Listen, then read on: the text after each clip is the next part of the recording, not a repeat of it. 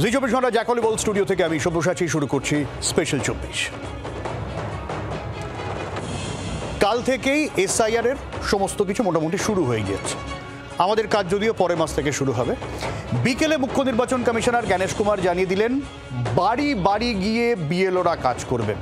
বাংলা সহ মোট 12টা রাজ্যে এসআইআর শুরু হবে। এসআইআর স্পেশাল ইন্টেন্সিভ রিভিশন আগেও হয়েছিল, এবারও ফের হচ্ছে, কিন্তু এবার একটু অন্যরকম। এই জায়গা থেকে মানে রাজনীতির হইচইটা এবারে মাত্রা ছাড়া। গেরুয়া শিবির বলছে এসআইআর হলেই ভুয়ো ভোটার, অনুপ্রবেশকারী চিহ্নিত করা যাবে। আর শাসক তৃণমূল সহ অন্যান্যরা বলছে এসআইআর হলে অনেক বৈধ ভোটারের নাম বাদ যাবে, কারচুপি হবে।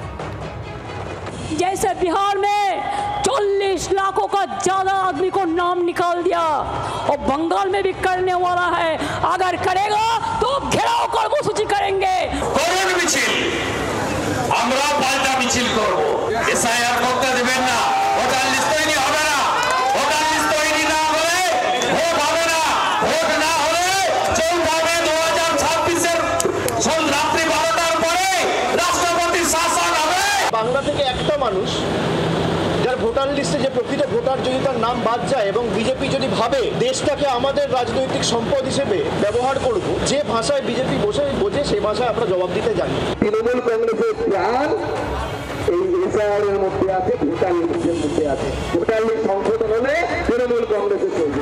সারা ভারতবর্ষ ধরে এসআইআর হচ্ছে, সারা ভারতবর্ষ ধরে তৃণমূল নেই। মহারাষ্ট্রে ঠিক নির্বাচনের আগে 15 দিন আগে 60,000 ভোট ঢুকিয়ে দিল। সেই উদ্দেশ্যটা ধরা পড়ে গেছে।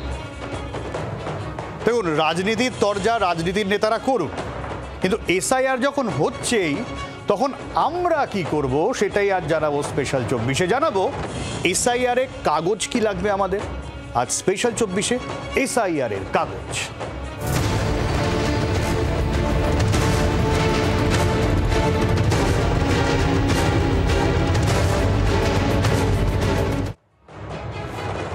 এখন শুরুতে একটা এসআইআর এর রেফারেন্স দিই আপনাদের, যেটা বিহারে হয়েছিল। বুথ লেভেল অফিসাররা বাড়ি বাড়ি গিয়ে খোঁজ করে একটা ফর্ম ফিল আপ করেছিলেন। এই ফর্ম যেটাকে বলা হচ্ছে এনুমারেশন ফর্ম। বিহারের মতোই যে ফর্ম বাংলায় থাকতে পারে সেটা মোটামুটি একটা পরিষ্কার হয়ে গিয়েছে।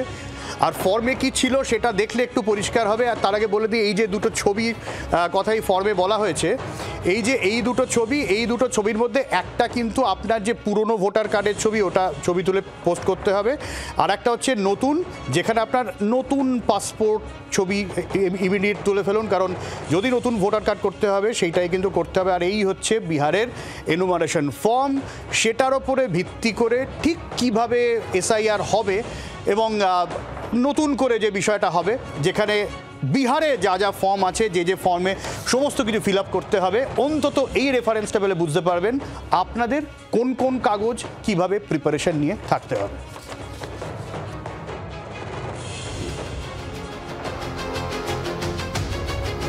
এই হলো বিহারের এসআইআর এর এনুমারেশন ফর্ম।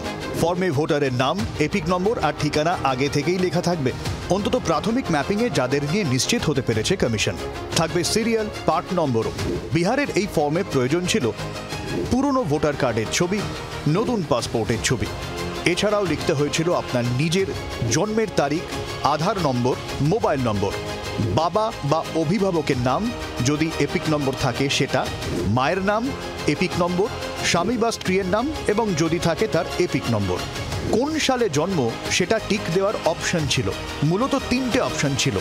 1 জুলাই 1987 সালের আগে যারা জন্মেছেন, 1 জুলাই 1987 থেকে 2রা ডিসেম্বর 2004 সালের মধ্যে যারা জন্মেছেন, 2রা ডিসেম্বর 2004 সালের পরে যাদের জন্ম, এছাড়াও দেশের বাইরে জন্মেছেন কিনা বা পরে নাগরিকত্ব নিয়েছেন কিনা সে দুটো অপশনও থাকছে। বিহারের ক্ষেত্রে 2003 সালের ভোটার লিস্টের নাম থাকলেই অনেকটা তা প্রমাণ হিসেবে কাজ করেছিল। এর বাইরে কি কি কাগজের তালিকা ছিল? কেন্দ্রীয় বা রাজ্য সরকারি কর্মচারীদের অফিসিয়াল কোনো কার্ড, সরকারি কর্মচারীদের পেনশনের ডকুমেন্টস, বার্থ সার্টিফিকেট, পাসপোর্ট, মাধ্যমিক বা স্কুল কলেজের সার্টিফিকেট, স্থায়ী বসবাসের যদি কোনো সার্টিফিকেট থাকে, বন অধিকার সার্টিফিকেট, ওবিসি এসসি এসটির মতো জাতিগত সার্টিফিকেট, এনআরসি সার্টিফিকেট যদি থাকে তাও দেখাতে পারেন, সরকারি জমি বা বাড়ি পেয়েছেন সেরকম কোনো সার্টিফিকেট। অর্থাৎ 2003 সালে ভোটার লিস্টে নাম থাকলে বিহারে অনেকটা কাজ হয়ে যাচ্ছিল। তারপর ওপরের নথির মধ্যে কয়েকটা দিলেই এসআইআর এর মাধ্যমে নয়া ভোটার তালিকায় নাম উঠেছে। এ রাজ্যের ক্ষেত্রে বলা হচ্ছে 2002 সালের ভোটার লিস্টে কারো নাম থাকলে সেটাই বড়সড় প্রমাণ। ব্যুরো রিপোর্ট, জি 24 ঘন্টা। কমিশনের বুথ লেভেল অফিসার আর সঙ্গে থাকবে সব রাজনৈতিক দলের বুথ লেভেল এজেন্ট, মানে সবার নজরদারিতে কিন্তু গোটা বিষয়টা হবে। ফলে দুম করে আপনার নাম কেটে গেল এরকম সম্ভাবনা খুব কম এখনো পর্যন্ত, অন্তত নির্বাচন কমিশনারের যা বক্তব্য তাতে তাই দাঁড়ায়। কারণ সব রাজনৈতিক দলগুলো কিন্তু আমার আপনার যে এনুমারেশন ফর্ম সেটা চেক করতে পারবে, এমনটাই মুখ্য নির্বাচন কমিশনার জ্ঞানেশ কুমার যখন প্রেস কনফারেন্স করছিলেন জানালেন। ফর্মে একটা কিউআর কোড থাকবে, সেটাকে স্ক্যান করে আপনি আপনার ডিটেল পেতে পারবেন। আর যেটা আগেও বললাম, ফর্মে যে ছবি দেবেন সেই ছবি কিন্তু আপনার নতুন ভোটার কার্ড যদি হয় তাতে থাকবে, ফলে একটু ভালো পাসপোর্ট ছবি নতুন করে তুলে ফেলা ভালো। আজকে জ্ঞানেশ কুমার জানিয়েছেন যোগ্য ভোটারদের নাম যাতে বাদ না যায় সেটা দেখার দায়িত্ব কিন্তু বিএলওদের। 4 নভেম্বর থেকে 4 ডিসেম্বর বাড়ি বাড়ি যাবেন বিএলওরা। এসআইআর স্পেশাল ইন্টেন্সিভ রিভিশন, বাড়ি বাড়ি গিয়ে ভোটার তালিকা ঝাড়াই বাছাইয়ের কাজ। কিভাবে হবে গোটা বিষয়টা? বিএলওর হাতে তুলে দেওয়া হবে এনুমারেশন ফর্ম। বিএলওরা যাবেন বাড়িতে বাড়িতে, 2 কপি করে ফর্ম থাকবে প্রত্যেকের জন্য। সেই ফর্ম ফিল আপ করতে হবে আপনাকে। 1 কপি নিজের কাছে রাখবেন, 1 কপি জমা দেওয়ার জন্য। ফর্ম ফিল আপ করে বিএলওর কাছে দিতে হবে। হয় বিএলও ফের আসবেন বা আপনি গিয়েও জমা দিতে পারেন। কোথায় ফর্ম দেয়া যাবে জানানো হবে। নোটিফিকেশনের পর অনলাইনেও ফর্ম ফিল আপ করা যাবে। ফর্ম বিলির পর 1 মাসের মধ্যে ফর্ম জমা পড়বে। পরের বছর শুরুতে খসড়া ভোটার তালিকা তৈরি হতে পারে।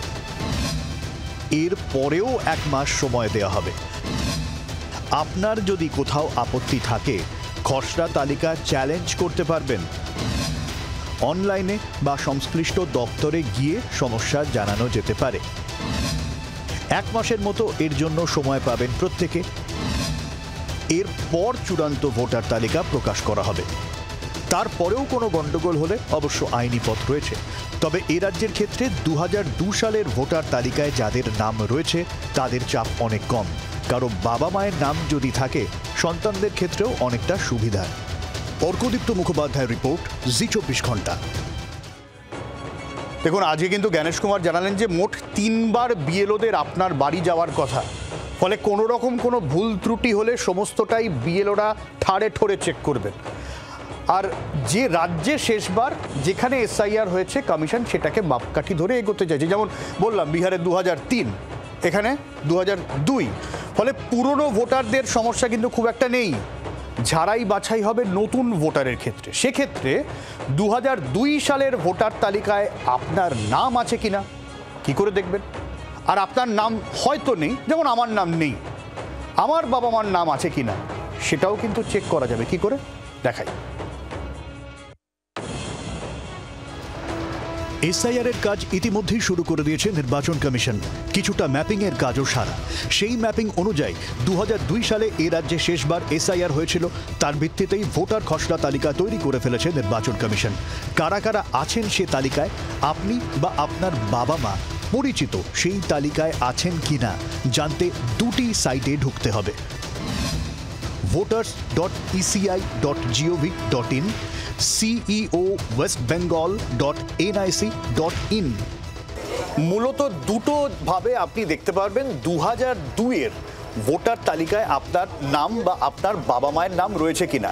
একটা হচ্ছে voters.eci.gov.in, এই সাইটটাতে আপনি ডিটেলটা পেতে পারেন। বিহারে কি করে হয়েছিল, বিহারে ড্রাফট রোল কী ছিল, সেখানে ফর্মগুলো কী ছিল, সেটা আপনি এখানে পেতে পারেন। এবং এই জায়গায় দাঁড়িয়ে আপনি যদি এইখানে দেখবেন যেখানে স্টেট রয়েছে, সেখানে ওয়েস্ট বেঙ্গল সার্চ করলে আপনি এখানে পেতে পারেন 2002-এর ভোটার লিস্ট। আর যদি এটাতে অসুবিধে হয় সরাসরি চলে যেতে পারেন CEO westbengal.nic.in ভোটার লিস্টে। এখান থেকে একেবারে 2002-এর যেহেতু ম্যাপিং একটা বেসিক করা হয়ে গেছে, সেখানে চলে যেতে পারেন। এখানে সমস্ত জেলার নাম আছে, আপনার যা জেলা সেই নাম অনুযায়ী সেই জেলা অনুযায়ী আপনি ঢুকবেন। ধরা যাক দক্ষিণ 24 পরগনা, দক্ষিণ 24 পরগনাতে যাবেন, সেক্ষেত্রে আপনি যে জায়গার বাসিন্দা সেইখানে যাবেন। ধরা যাক সোনারপুর, সোনারপুরের মধ্যে আপনি গেলেন, আপনি যে বুথে ভোট দেন বা যে স্কুলগুলোতে সাধারণত ভোট দেওয়া হয় বা ক্লাবে, সেখানে তার নাম আছে। যেমন এখানে প্রত্যেকের ক্ষেত্রে যেমন হচ্ছে খানবেরিয়া FP স্কুল রয়েছে, এইখানে VIP নগর ক্লাব রয়েছে, এই সমস্ত কিছু রয়েছে। এইখানে যেখানে আপনি ভোট দেন যে কোনো একটা জায়গা আপনি সিলেক্ট করবেন যেখানে আপনি ভোট দেন। ফাইনাল রোল ডান দিকে রয়েছে, এখনো পর্যন্ত যাদের নাম আছে সেইটার জন্য একটা ক্যাপচা আসবে, এটা আপনাকে বড় হাতে ফিল আপ করতে হবে। যেমন এখানে SZXBZ এটা লিখে যেরকম আছে লিখে ভেরিফাই করবেন। সেক্ষেত্রে ওই জায়গায় আপনার নাম চলে আসবে, প্রথমে এটা আসবে, তারপরে ওই ভোট গ্রহণ কেন্দ্রে আপনার নাম আছে কিনা আমি এটা দেখাচ্ছি না কারণ এপিক নাম্বার আছে, এই সমস্তটা দেখুন নাম চলে আসছে। অর্থাৎ 2002 সালে এনারা এই ভোটার এই এনলিস্টেড ভোটার এনাদের নাম রয়েছে এবং 2002 সালে যারা রয়েছেন তাদের ক্ষেত্রে অনেকটা সুবিধা হয়ে গেল। SIR এর ক্ষেত্রে অপেক্ষাকৃত কম কাগজপত্র লাগবে এবং এই যে সমস্ত নাম এখানে রয়েছে আপনার বাবা মায়ের নাম যদি থাকে ওই পেজটা, এই যে পেজটা ধরা যাক এখানে আপনার বাবা মায়ের নাম আছে, এই পেজটা আপনি আলাদা করে জেরক্স করে নিজের কাছে রেখে দেবেন। 2002 সালে যাদের নাম রয়েছে তাদের নথি নিয়ে ততটা কড়াকড়ি নেই। সেক্ষেত্রে কারো নাম নেই অথচ তার বাবা মায়ের নাম যদি থাকে তাহলে সেই জেরক্স দেখালে সেটাও প্রমাণের নথি হিসেবে গ্রাহ্য হবে। অতএব এখনই এই তালিকা থেকে নাম খুঁজে তার জেরক্স হাতের কাছে রাখা ভালো। ব্যুরো রিপোর্ট, জি 24 ঘন্টা। আর রাজনৈতিক বিশ্লেষকরাও বলছেন হয়তো ভয় পাওয়ার খুব একটা কোনো কারণ নেই, কারণ বিহার নিয়ে যেহেতু নির্বাচন কমিশনকে অনেকটা হইচইয়ের মুখে পড়তে হয়েছিল অবৈধ ভোটার বের করার জন্য, SIR তো বটে, ঠিক তেমনি একজনও বৈধ ভোটার যাতে বাদ না যান সেটা দেখাও কিন্তু কমিশনের বড় দায়িত্ব। আজকে কমিশন সে কথাটাও বললেন যে একজন বৈধ ভোটারের নাম যাতে বাদ না যায়, BLOরা সেটা দেখতে হবে। সে কারণেই 2002-এর ভোটার তালিকায় নাম থাকলে অনেকটা স্বস্তি তো পেয়ে গেলেন, আর না থাকলে অন্য ডকুমেন্টস তো আছে।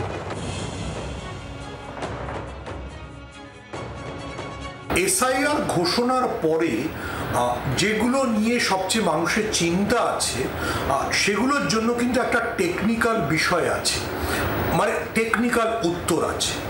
বিশেষ করে বিহারে SIR হয়ে যাওয়ার পর এবং সুপ্রিম কোর্টে সেটা চ্যালেঞ্জড হওয়ার পর, যেমন প্রথম সবচেয়ে মানুষের কাছে এই মুহূর্তে রক্ষা কবচ আছে সেটা হচ্ছে আধার কার্ড।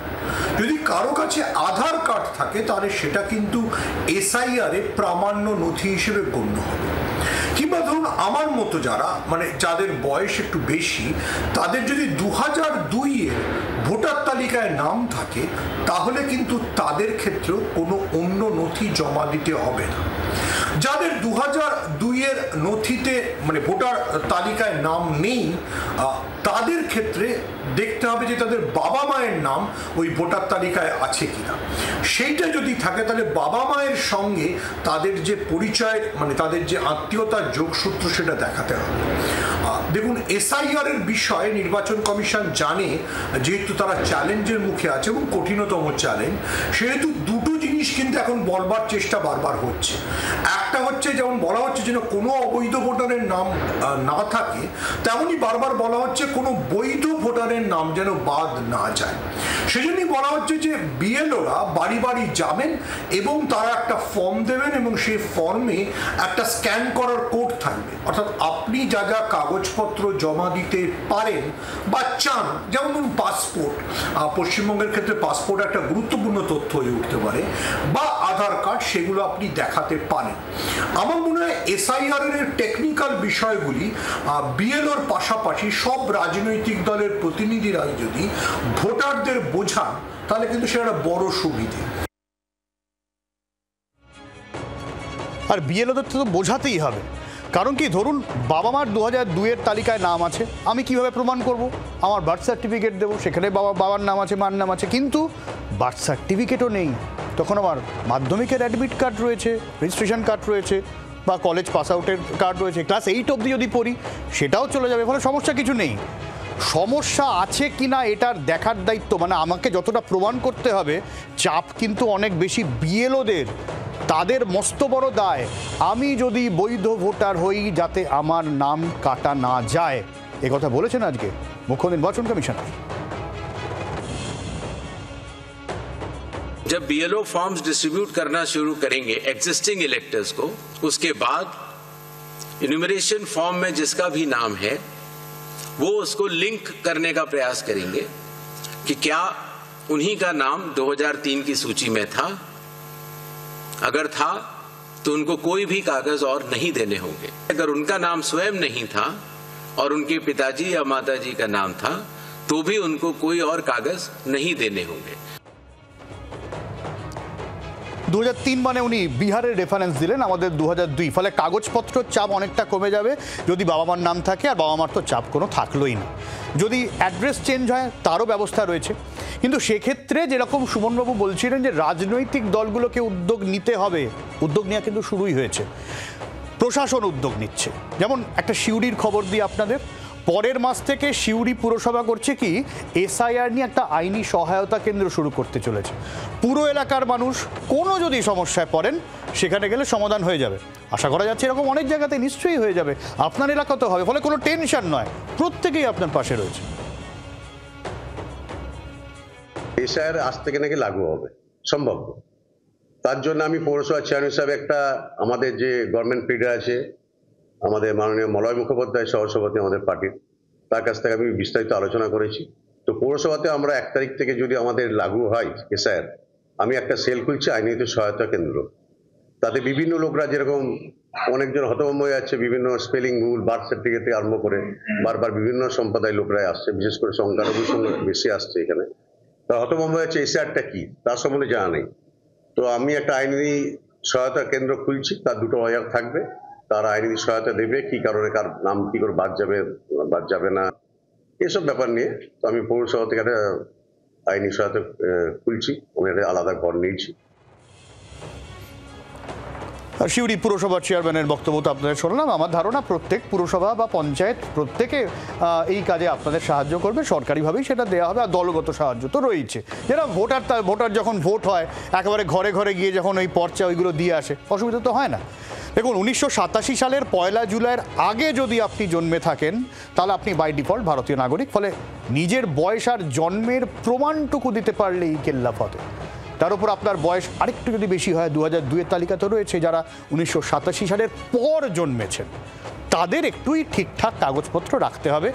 আর যেটা সবাই অনেকেই জিজ্ঞেস করছেন, যদি অ্যাড্রেস চেঞ্জ হয়ে গিয়ে থাকে তাহলে সেটা, মানে বিএলওরা তো রয়েছেন, তারা হেল্প করবেন, কিন্তু আপনি আগে ভাগে অনলাইনেই সেটা করতে পারবেন। মাথায় রাখবেন, এনুমারেশন ফর্ম কিন্তু একটা ফিল আপ করবেন এবং ভুলভাল তথ্য দেবেন না, তাহলে নিজেই বিপদে পড়বেন। আপনার নাম একাধিক জায়গায় থাকলে কিন্তু ধরা পড়ে যাবে, ফলে আপনি নতুন যে জায়গায় আছেন সেই ঠিকানা মাথায় রাখবেন। ভোটার কার্ড না পাল্টে থাকলে এই সময় পাল্টাবার ব্যবস্থা থাকবে, যাদের ঠিকানা পাল্টেছে তাদের জন্য আলাদা করে নোটিশ জারি হবে। আর যেরকম বললাম, অনলাইনে নিজে করতে পারবেন। আগেই আমি ওয়েবসাইট দেখিয়েছি, আবারও দেখাচ্ছি, ফর্ম 8 ফিল আপ করতে হবে আপনাকে। ধাপে ধাপে কিভাবে দেখুন। নিজের ঠিকানা পরিবর্তন করার ক্ষেত্রে voters.eci.gov.in সাইটে যান। কারেকশন অফ এন্ট্রিজ অপশানে পাবেন ফর্ম 8। ফর্ম 8-এ ক্লিক করলে অপশান আসবে, হয় আপনার, নয়তো আপনার বাবা মা বা অন্য কার জন্য অ্যাপ্লাই করছেন তার অপশন পাবেন। এরপর ভোটার কার্ড বা এপিক নম্বর দিন। নম্বর দিলেই ডিটেলস চলে আসবে। যদি আপনার বিধানসভার ভেতরে বা বিধানসভার বাইরে বা অন্য কোথাও ঠিকানা পাল্টায়, তার অপশন পাবেন। এরপর যে ফর্ম পাবেন তার ডিটেলস ফিল আপ করতে হবে। অ্যাড্রেস প্রুফ চাইবে, সেই অ্যাড্রেস প্রুফ হিসেবে আধার কার্ড, কারেন্টের বিল জাতীয় কিছু একটা দিতে হবে। বুঝতে পারছেন নিশ্চয়ই। এই ক্ষেত্রে আধার কার্ডটা কিন্তু গুরুত্বপূর্ণ। আপনার আধার কার্ডে আপনার অ্যাড্রেস আছে, ফলে এই ক্ষেত্রে অ্যাড্রেস চেঞ্জ করার সময় আধার কার্ড কিন্তু আপনার কাজে লাগবে। আর যদি কিছুই না থাকে, আমার কোনো ডকুমেন্ট নেই, সব হারিয়ে গেছে, আলাদা করে হিয়ারিং হবে। আপনাকে বিএলও থেকে শুরু করে ইএরও প্রত্যেকে ডাকবে, জিজ্ঞেস করবে কি সমস্যা বলুন। কাগজপত্র না থাকলে নির্বাচন কমিশনের বানিয়ে দেওয়ার দায়িত্ব, প্রশাসনের বানিয়ে দেওয়ার দায়িত্ব। কি বলেছেন গণেশ কুমার, শোনাই। ड्राफ्ट सूची पब्लिश होने के बाद जिन लोगों की मैचिंग या लिंकिंग 2003 या 2 या 4 से नहीं हो पाई है, उनको ईआरओ नोटिस जारी करेंगे। नोटिस के बाद हियरिंग होगी और हियरिंग में जो भी इंडिकेटिव डॉक्यूमेंट्स हैं उनको चेकिंग किया जाएगा। और ईआरओ ये भी उनसे पूछेगा कि 2003 में आप कहाँ थे या आपके माताजी पिताजी कहाँ थे, जिससे अगर लिंकिंग नहीं भी हो पाई है तो वो भी कर पाए। क्लेम्स एंड ऑब्जेक्शंस का पीरियड भी शुरू हो जाता है, तो किसी व्यक्ति का, योग्य व्यक्ति का अगर नाम छूट गया है तो अपना क्लेम तारीख वो जमा कर सकता है इंक्लूजन के लिए, फॉर्म 6 भर सकता है डिक्लेरेशन के साथ, या ऑब्जेक्शंस भी दे सकता है फॉर्म 7 में। আর আলাদা করে যাদের নিয়ে চর্চা মতুয়ারা, আমরা তাদের সঙ্গে একটু কথা বলেছিলাম, তারা কি বলছেন একবার শোনাই আপনাদের। আপনারা তো মতুয়া ধর্মের মানুষ, এটাকে কিভাবে দেখছেন এবং কি বলবেন? এটা হচ্ছে ভালো হচ্ছে, আমরা মনে করি ভালোই হবে, ভালো হচ্ছে। আগে কোথায় বাড়ি ছিল আপনাদের? বাংলাদেশে। এই দেশে কত বছর হলো এসেছেন? আমরা 2000 সালের আগে এসেছি। আচ্ছা, দেখুন ওনাদের কাগজপত্র থাকার সম্ভাবনা কম, কিন্তু তারাও কোনো টেনশন করছে না। যখন আপনাদের কোনো টেনশন নেই, রাজ্যে কাল থেকে এসআইআর শুরু হচ্ছে, ফলে নির্বাচন কমিশনের ওয়েবসাইটে যদি একটু নজর রাখেন, নোটিফিকেশান ফলো করেন, আর অবশ্যই যদি দেখেন জি24 ঘন্টা, আমার মনে হয় না এসআইআর নিয়ে অযথা আতঙ্কের কোনো রকম কোনো কারণ আছে।